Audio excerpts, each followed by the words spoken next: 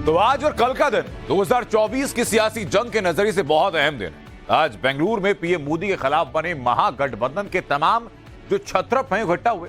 कल यानी 18 तारीख को महागठबंधन की बैठक है और कल ही एनडीए की महाबैठक भी होनी। तो एक तरफ विपक्ष की 26 पार्टियां जुट चुकी हैं, तो दूसरी तरफ एनडीए के 38 सहयोगी दलों की बैठक में आने का दावा है। सवाल ये कि क्या ये 2024 के पहले सत्ता और विपक्ष का शक्ति प्रदर्शन है, और क्या 24 घंटे बाद 2024 के पीएम की तस्वीर साफ हो जाएगी?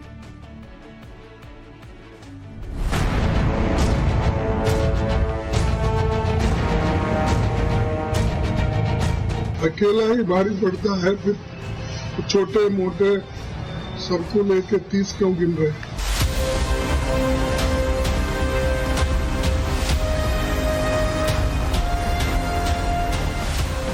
कहीं का ईंट कहीं का रोड़ा, भानुमति ने कुनबा जोड़ा, इस तरीके का ये अलायंस है।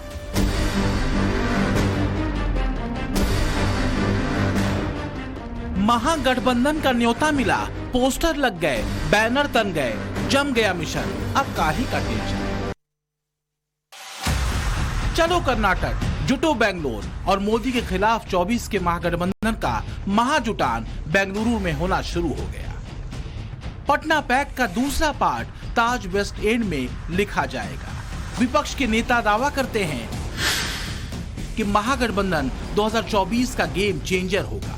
फॉर्मूले से लड़ेंगे तो मोदी लहर को पछाड़ेंगे और 26 का गठजोड़ ब्रांड मोदी का तोड़ साबित होगा। जोश आई है, किंतु परंतु का कोई स्कोप नहीं है। तो दूसरी तरफ एनडीए की भी मंगलवार को महाबैठक होनी है।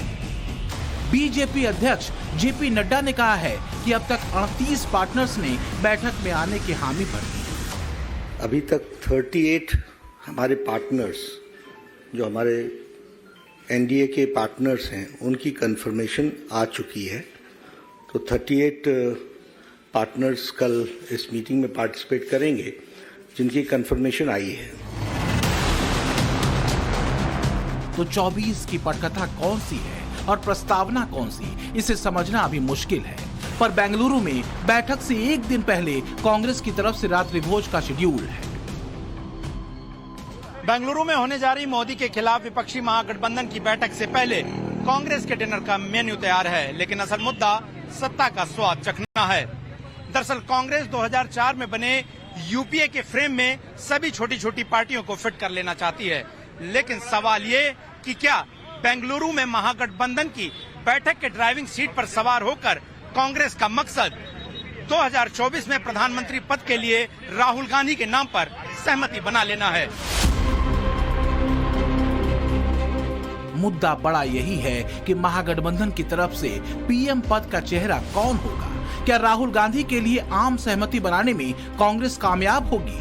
मोटे तौर पर देखें तो महागठबंधन की इस बैठक को लेकर अंदर की खबर ये है कि प्रधानमंत्री पद के चेहरे पर चर्चा होगी, संयोजक का नाम फाइनल होगा, कमेटियां, सब कमेटियां बनाई जाएंगी, कॉमन मिनिमम प्रोग्राम के लिए भी कमेटी बनेगी और मोदी को घेरने के लिए मुद्दों का चयन भी होगा। कहीं का ईंट कहीं का रोड़ा, भानुमति ने कुनबा जोड़ा, इस तरीके का ये अलायंस है। न तो इनके पास नेता है, न ही नीयत है, न ही नीति है और न ही फैसला लेने की ताकत है।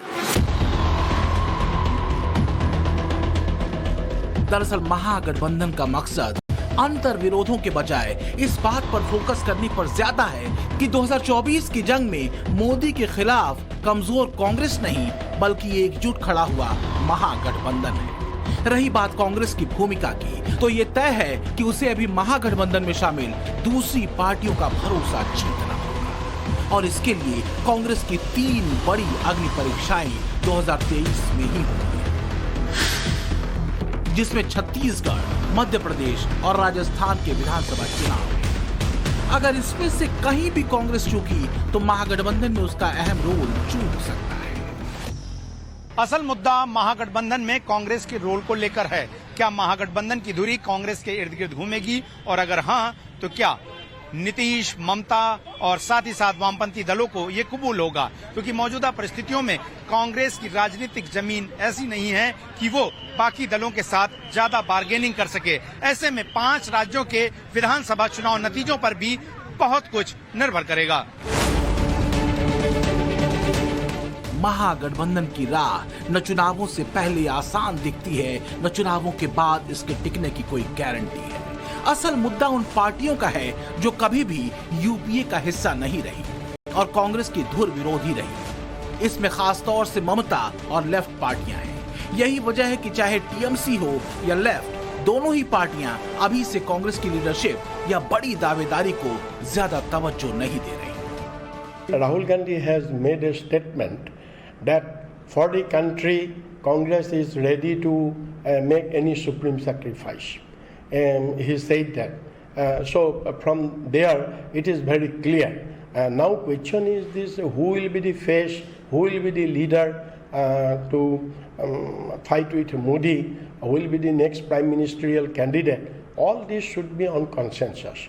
बड़ा भाई कांग्रेस ही रहेगा? मैं ये एक सब मिलजुल कर रहे हैं और वो जो भी रहेगा यहाँ पे बड़े भाई छोटे भाई कोई नहीं है। ऐसे में पीएम पद के दावेदार के तौर पर राहुल गांधी के नाम पर महागठबंधन के भीतर सहमति बन पाएगी, ये यक्ष प्रश्न है। और दूसरा सवाल ये है कि अगर कांग्रेस को महागठबंधन की पार्टियां बड़े भाई या दल के तौर पर नहीं देख रही, तो क्या उसे फॉर्मूले के तहत 200 सीटें ही दी जाएंगी?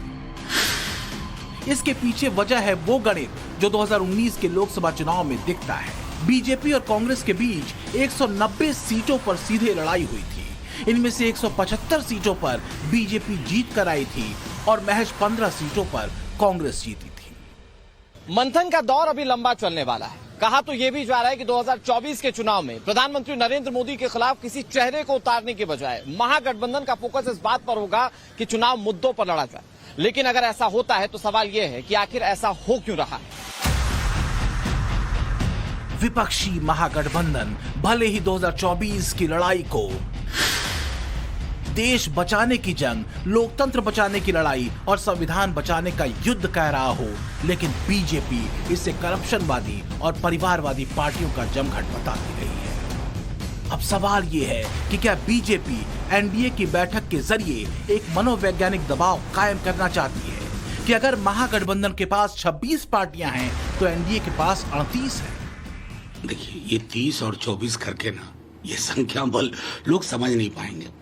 उस 30 में कितने हैं, कौन है, क्या है, और इस 24 में कितने हैं, कौन है, क्या है, इसका फैसला जनता करेगी ना। ये 30-24 का नैरेटिव ऐसे बताया जा रहा है कि अभी से 6 कम है।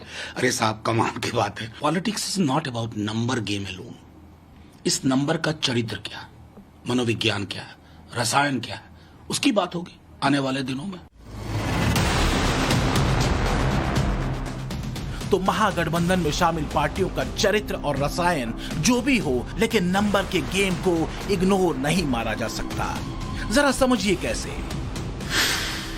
18 जुलाई को 2 बड़े सियासी अध्याय दिखेंगे। एक तरफ एनडीए का दावा है कि 38 सहयोगी दल बैठक में आ रहे हैं। अगर 30 प्लस सहयोगियों की सीटों को जोड़ दें तो एनडीए के पास कुल 330 सांसद हैं, जबकि इसकी तुलना में महागठबंधन की 26 पार्टियों के कुल 131 सांसद होते हैं। मोदी साहब ने तो ये बोला था पार्लियामेंट में, सभी अपोजिशन को मैं अकेला ही भारी पड़ता है। जब अकेला ही भारी पड़ता है फिर छोटे मोटे सबको लेके 30 क्यों गिन रहे? तो 30 कौन से पार्टी है तो बताए। तो तमाम गणित, तमाम रसायन, मेल मिलाप के सारे छंद, सारी चौपाइयां खोजी और रची गई हैं। करीब 10 साल पुराना सत्ता वनवास अब बेचैन करने वाली प्यास बन गया। प्रश्न वही है, 24 किस किस की प्यास बुझाएगा, या कि महागठबंधन के हाथ मरुस्थल ही आएगा? Bureau report, times now, Navbharat.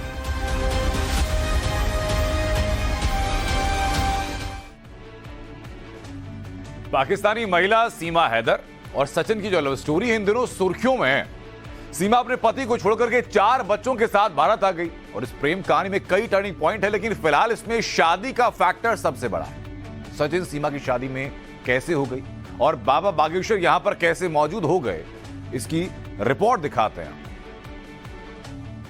जब हो धर्म की हानि, जब जब हो धर्म की हानि, पारहिया छोड़या धम अभिमानी।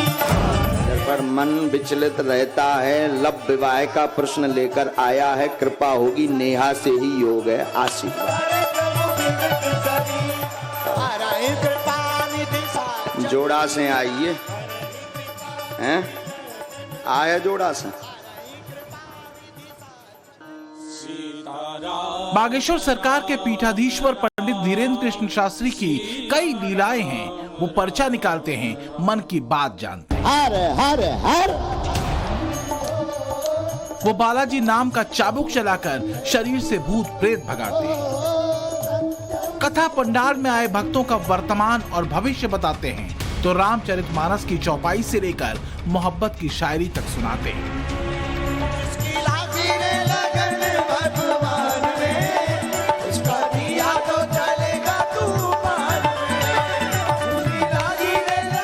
अपनी हर कथा में बाबा हिंदू राष्ट्र के हुंकार भरते हैं तो सनातन का शंखनाद भी करते हैं। हम भारत में सनातन धर्म विरोधियों की दिशा और दशा बदलना चाहते हैं। अब भारत में रहना होगा तो सीताराम कहना होगा। मगर इन सब बातों के अलावा बाबा बागेश्वर का जो अंदाज सबसे निराला है वो है दो दिलों को मिलवाना। दरबार चाहे जहां लगे, बाबा के दरबार में लवेरिया के शिकार पहुंच ही जाते हैं। दुनिया में ऐसा कोई है नहीं जिसके कांड ना हो। बाबा बागेश्वर के पीठाधीश्वर के इसी अंदाज की दीवानी है ये मस्तानी। आप पहचानते ही होंगे, नाम है सीमा हैदर, जो लोगों को हैरान करते हुए अपने प्यार सचिन के लिए हिंदुस्तान तो पहुंच चुकी है, लेकिन अपने प्यार को मुकम्मल अंजाम तक पहुंचाने के लिए अब वो बाबा बागेश्वर से खास आशीर्वाद की मांग कर रही है। जी हाँ, नेपाल के मंदिर में पहले ही शादी करने का दावा करने वाले सीमा और सचिन अब बाबा बागेश्वर के धाम में 7 फेरे लेना चाहते हैं। असल में बागेश्वर धाम सरकार के पीठाधीश्वर पंडित धीरेन्द्र कृष्ण शास्त्री हर साल सैकड़ों सामूहिक जोड़ों का विवाह कराते हैं। इसलिए सचिन को उम्मीद है कि बाबा उनका भी बेड़ा पार करें। सीमा हैदर बाबा बागेश्वर की बड़ी फैन बताई जा रही है। हाल ही में बाबा बागेश्वर ग्रेटर नोएडा आए, लेकिन सीमा उनसे मिल नहीं सकी क्योंकि पुलिस ने इसकी इजाजत नहीं दी। हाल ही के एक इंटरव्यू में सीमा ने कहा है कि उसे बागेश्वर धाम के धीरेन्द्र कृष्ण शास्त्री अच्छे लगते हैं। खासतौर पर सीमा को बाबा की स्माइल पसंद है। खबरों के मुताबिक सीमा पंडित धीरेन्द्र कृष्ण शास्त्री से मिलकर उनका आशीर्वाद लेना चाहती है, लेकिन उनकी इस इच्छा के बीच में पुलिस दीवार बनकर खड़ी हुई है क्योंकि सीमा और सचिन को जिले से बाहर न जाने की शर्त पर ही जमानत दी गई है। रही बात बाबा बागेश्वर की, तो वो 27 साल के हो चुके हैं। अभी तक उनकी शादी नहीं हुई है, लेकिन बावजूद इसके वो अपनी कथा में कई बार प्रेम को डिकोड करते नजर आए। बाबा की सबसे खास बात यह है कि वो पर्चा निकालकर बिछड़े जोड़ों को मिलवाते हैं। अब सीमा हैदर की अर्जी बाबा के दरबार में है। देखना होगा कि बाबा के दरबार में सीमा सचिन का पर्चा निकालते हैं या नहीं। ब्यूरो रिपोर्ट, टाइम्स नाउ, नव भारत।